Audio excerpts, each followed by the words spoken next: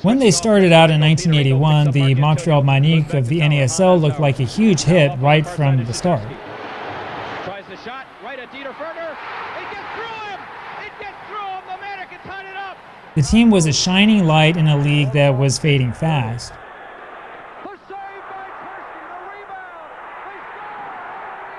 But a bizarre plan to turn the Manik into Team Canada, despite the clear ethnic tensions, caused this team to fall out of popularity very quickly. In the end, it was just another example of how ridiculous ownership was in the NASL.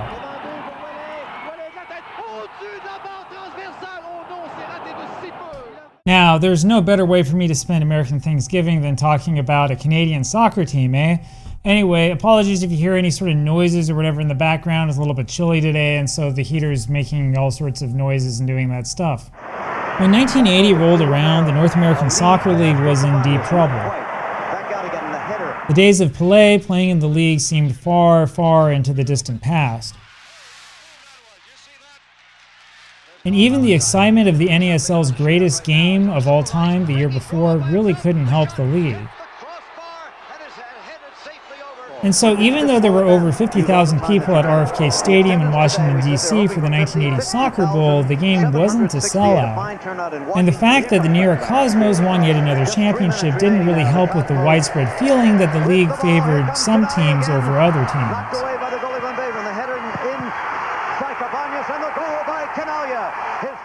Now the thing is that the NASL was facing huge problems back in those days. Of course, the league tried to officially downplay all of that, but anybody who looked at the league could see that teams were folding left and right.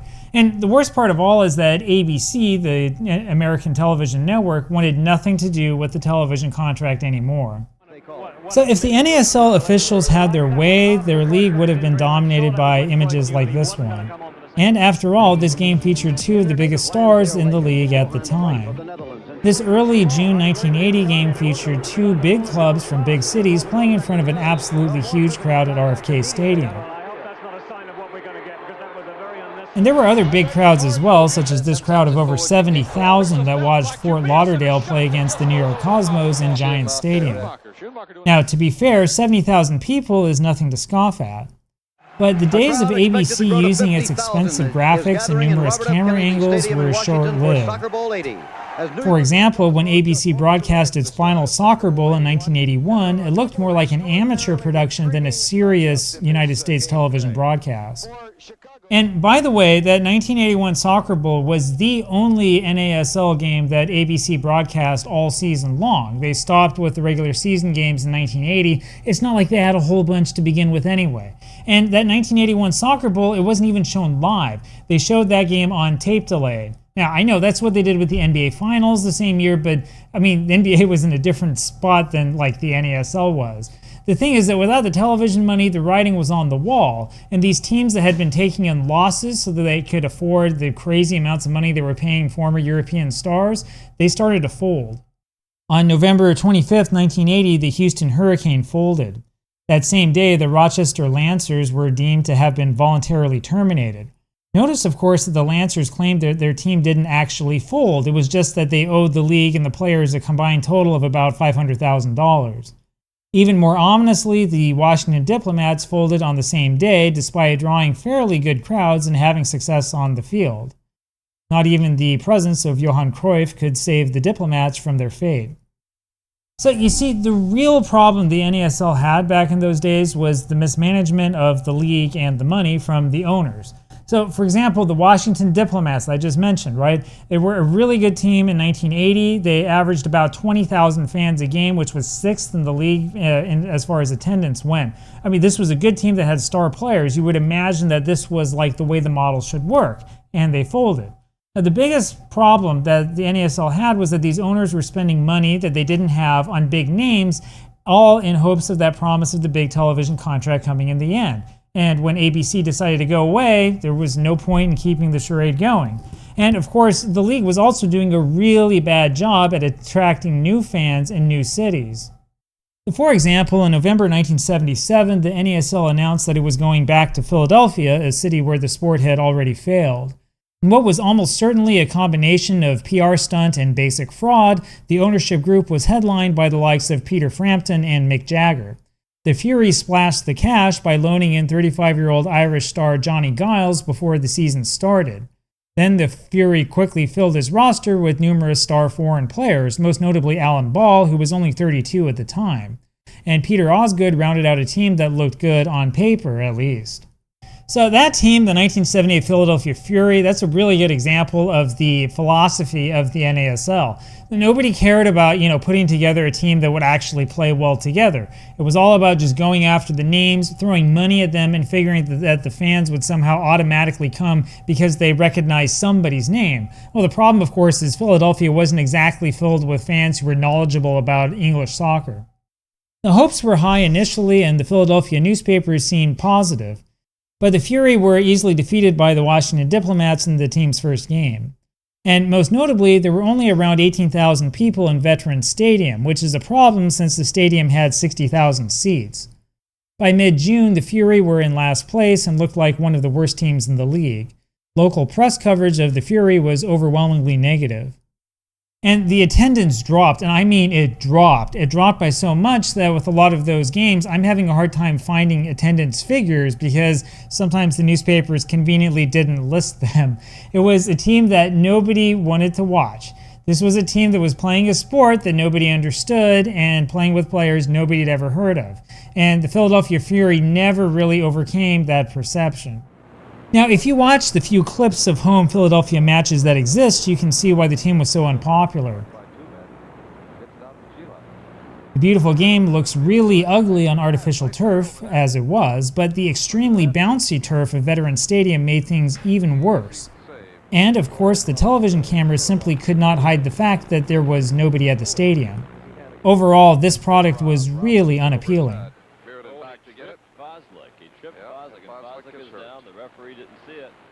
Now, as you might know, some of these old NASL broadcasts are not that easy to find. So if you're interested in finding a place with a big collection of a ton of them, or if you're interested in other NASL related articles or other soccer/football articles or whatever else it is, check out my Patreon link in the description. I've got a whole bunch of stuff on there, including a huge library of matches from around the world that is always growing. And also, if you check it out, it's a real nice way to support the channel and follow all the videos and shenanigans that I do. Now, of course, it's not like Philadelphia was the only team in the league playing an ugly game on really ugly-looking turf. For example, the New England T-Men wound up playing on the artificial turf of Nickerson Field at Boston University in front of crowds that were dangerously close to absolute zero. And stadiums like the Astrodome in Texas just weren't built for the sport. Chasing the ball down. The Hurricane, wait a minute, Rigby makes the save. I thought for a moment. Now, in retrospect, it's amazing to see just how small the crowds at these matches really were. So the Philadelphia Fury did manage to get to the playoffs in 1979, even though they had a losing record. This was the other NASL problem. Every team goes to the playoffs, every team is a winner, I guess you would say, and as a result, nobody cares about the regular season. By 1980, however, it was pretty clear that this experiment in Philadelphia had failed. Philadelphia's Mayor Green scheduled a big Soccer Day in Philadelphia event in July 1980. This was supposed to help the Fury find a new investor and somehow stay in Philadelphia. Advanced ticket sales were around 7,500 for their upcoming game with the Cosmos. Remember, this was for a 60,000-seat stadium. But then again, that was better than the 2,000 to 4,000 fans that this awful team generally drew. So the city put on this event as sort of like an emergency way to prevent the team from going to Canada. So you see, one of the few companies that was willing to take a chance on the NASL and put money into like a team was the Molson Brewery Company. Now, Molson Brewery had its headquarters in Montreal at the time. And for whatever reason, Molson was the only company that was foolish enough to actually take this step. The rumors of a sale to the Molson Brewing Company started up in May 1980. This is before the halfway point of the season. While there was some interest in keeping the team in Philadelphia, no investors showed up to save the day. By early October, it was clear that no local investor was coming as any sort of like knight in shining armor, and so the sale was final. Now, Montreal, I'm going to say Montreal instead of like Montreal or whatever you're supposed to say in French, just so you know. If you're triggered, I'm sorry. Montreal actually previously did have an NASL team. This was the Montreal Olympique. This is a team that folded back in 1973, which is 2 years before Pelé came to the league. However, there were signs right from the beginning that the second experiment in Montreal would be different, that it would maybe work this time. The most promising sign was this one, Olympic Stadium, affectionately known as the Big O. Olympic Stadium opened in time for the 1976 Olympics, and attendance at that event, of course, was really good. Though most people forget this, the Big O originally was a grass stadium and was well suited for football. The sidelines, in fact, for football were very, very good, despite the fact that this was another multi-purpose stadium. So in theory, Olympic Stadium was created for the Montreal Expos. This was the Major League Baseball team. But in reality, the stadium was created chiefly with the Olympics in mind. It was also configured so it would work for Canadian football. Now, Canadian football has much wider fields than the game in the United States. As a result, those Canadian football stadiums convert much easier into soccer stadiums than a lot of the football stadiums in the United States. By 1981, the grass surface had been replaced by artificial turf. Now, the Alouettes of the Canadian Football League were popular, making the playoffs despite winning only 3 games and losing 13.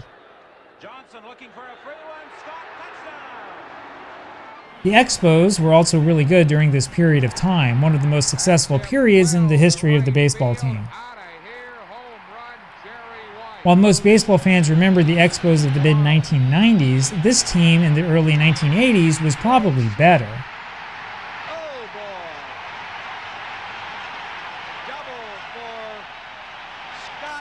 And Montreal's most important team, the Canadiens, were also really good. Unfortunately for Montreal, however, they ran into Wayne Gretzky and the famous Edmonton Oilers in the 1981 playoffs. So all in all, by this time, Montreal had established itself as a really, really good sports town. And so despite all of the obvious struggles with the NASL in general, it did look like buying up the Philadelphia Fury and moving them up to Montreal would actually work. And the investment started to pay off for Molson's right from the start.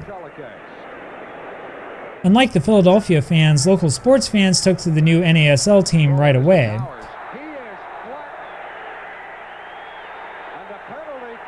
And the 1981 season looked promising right from the start.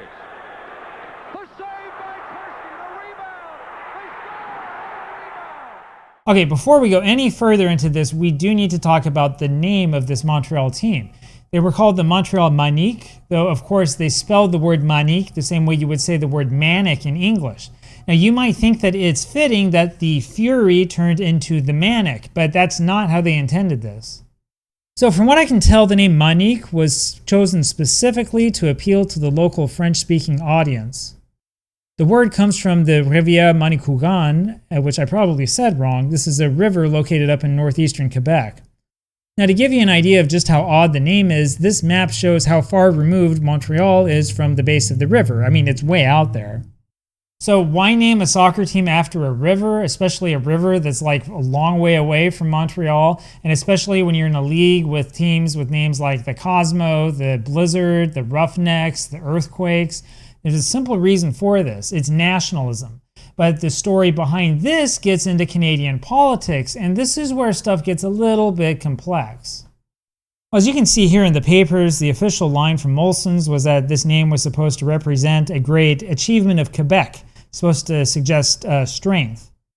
My guess is that this achievement probably referred to this Hydro-Quebec dam that was completed in 1967. But what lies just beneath the surface of that name was a tip of the cap to the French-speaking population of Quebec. And there was a very specific political and economic reason to see the French-speaking population of the province as potentially lucrative. So the thing is that Molson's brewery already knew this audience. The brewery already owned the Canadiens of the NHL. But there was another reason that the brewery were hoping that the Manik would specifically become popular among the French-speaking audience.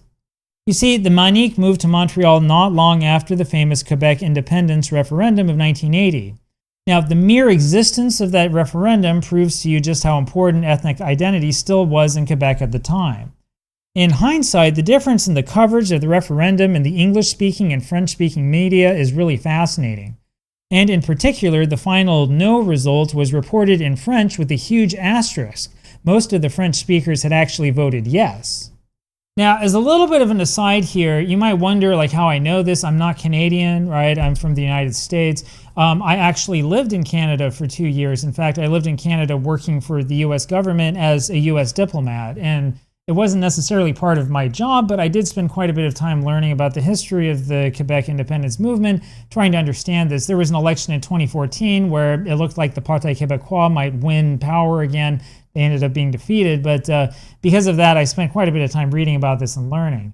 Now, the thing is that when you look at what happened with the Manik, in hindsight, it is pretty obvious that Molson's really wanted the Manik to be sort of a magnet for the Francophone community.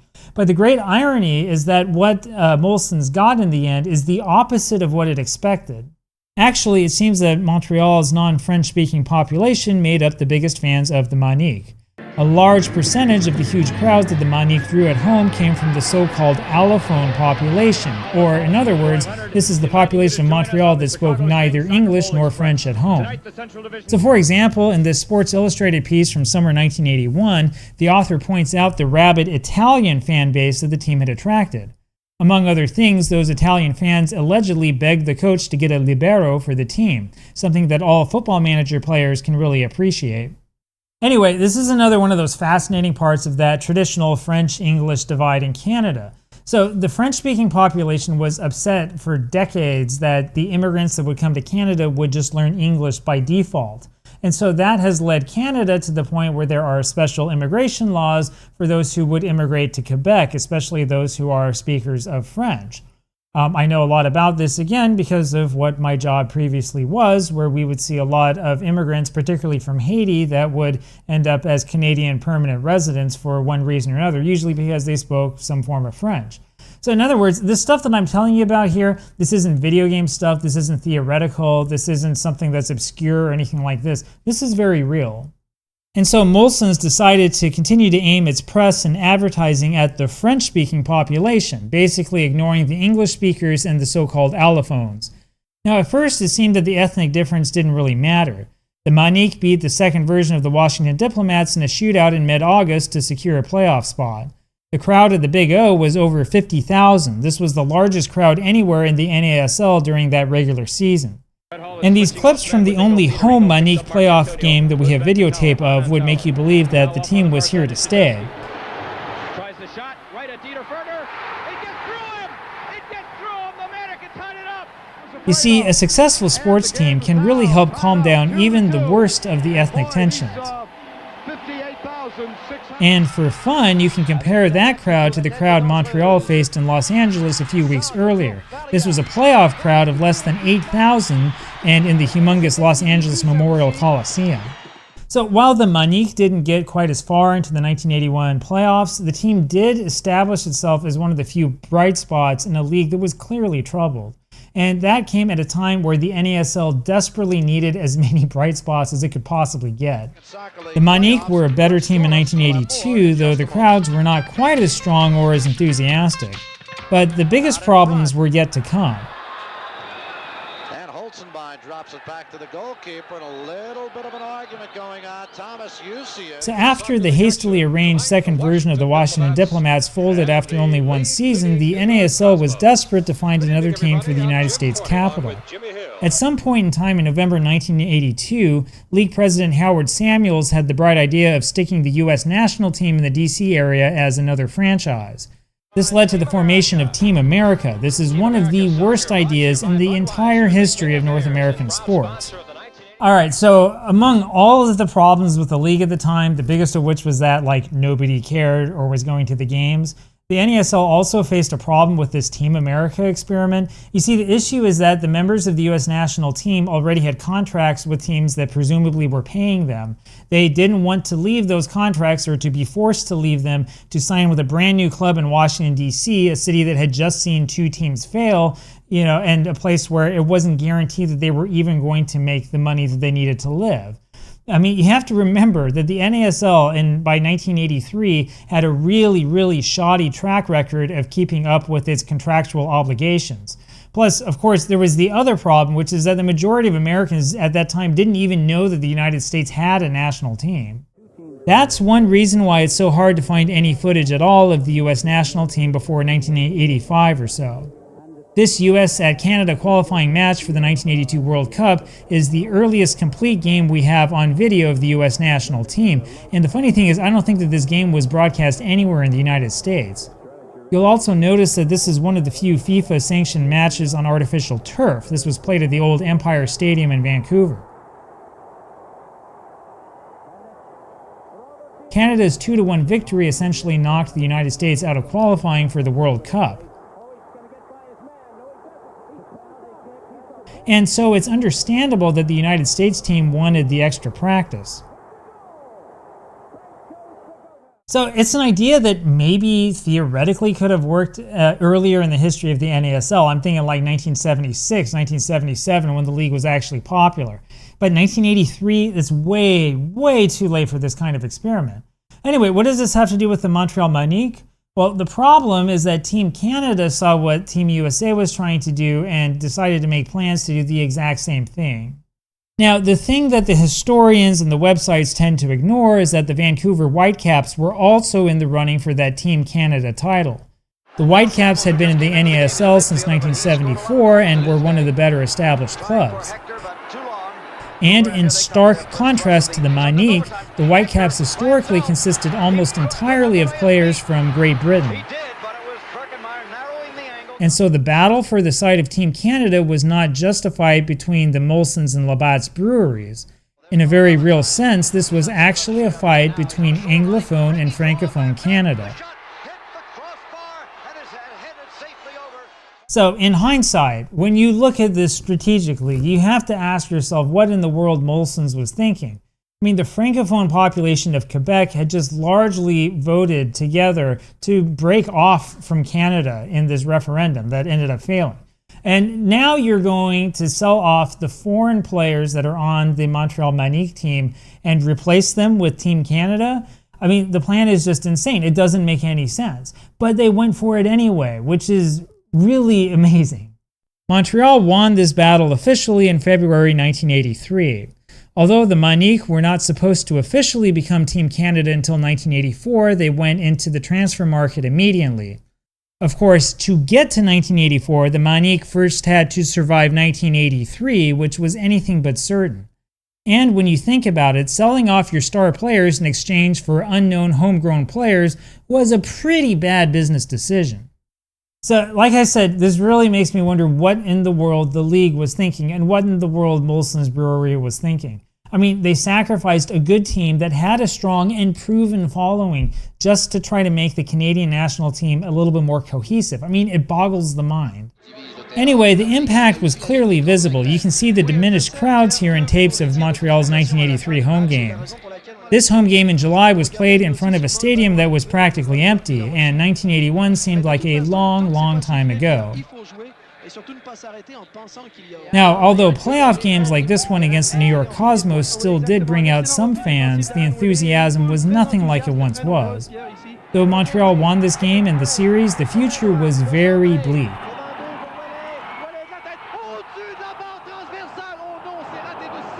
A month and a half after the team exited the playoffs, the Manik folded. Now, the greatest irony of all is that Team America did not help the United States qualify for the 1986 World Cup. But on the other hand, though people forget about this, Team Canada did qualify for the World Cup in '86, despite not having the NASL team. This goal by Costa Rica in the final qualification match sealed the United States' fate.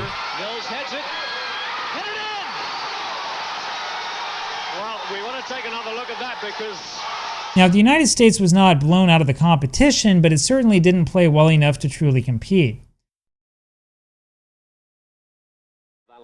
Canada, meanwhile, advanced to this final game against Honduras, where the team played extremely well. This famous goal was the one that clinched it.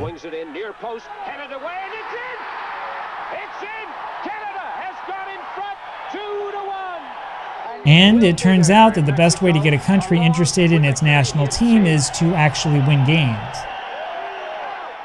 So in the end, would the Manik have survived if Molson's hadn't gone for this crazy Team Canada idea? Well, probably not. I mean, there were a lot of other problems with the league.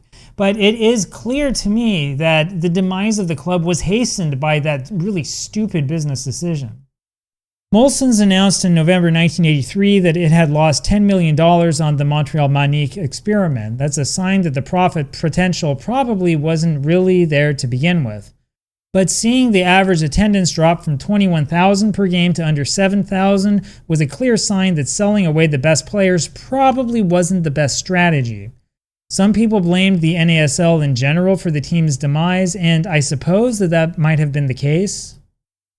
Honestly, though, the amazing thing about the Manik is that they discovered a fan base in Montreal that nobody knew about at the time, which was this allophone group of people.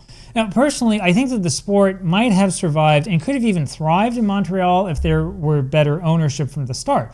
I mean, if from the very beginning they had not just targeted the Francophone population, but instead had been more welcoming, if instead of playing the stupid political game, they had press coverage in both French and English, and hey, why not also like Italian or Greek or whatever else to get the other people interested? If they had leaned into this type of strategy, the Manik probably would have been even more successful than they were. And we're talking about a team that was getting 20,000 plus fans like every single night. But just like everything else in the NASL, the real problem here was the idiotic ownership.